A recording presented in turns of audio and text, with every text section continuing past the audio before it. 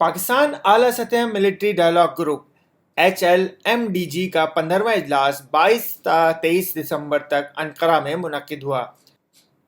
Deputy chief of ترک general staff general سیلیوک بیرکارتو اولو نے ترک وفد کی قیادت کی، جبکہ لیفٹیننٹ جنرل ریٹائرڈ میاں محمد ہلال حسین سیکرٹری دفاع نے مذاکرات میں پاکستان کے وفد کی قیادت کی۔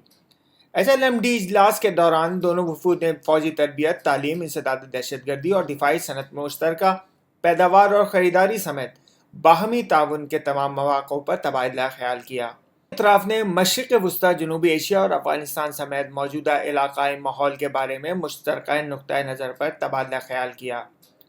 لیفٹیننٹ جنرل ریٹائرڈ میاں محمد ہلال حسین نے ترکی کے وزیر قومی دفاع ہولوسی اکار، چیف جنرل ترک اسٹاف جنرل یاسر گلر، ترکی کے دفاعی صنعتوں کے صدر پروفیسر ڈاکٹر اسماعیل ڈیمر اور ترک ایرو اسپیس کے CEO ڈاکٹر تیمل کوٹل سے علیحدہ علیحدہ ملاقاتیں کی۔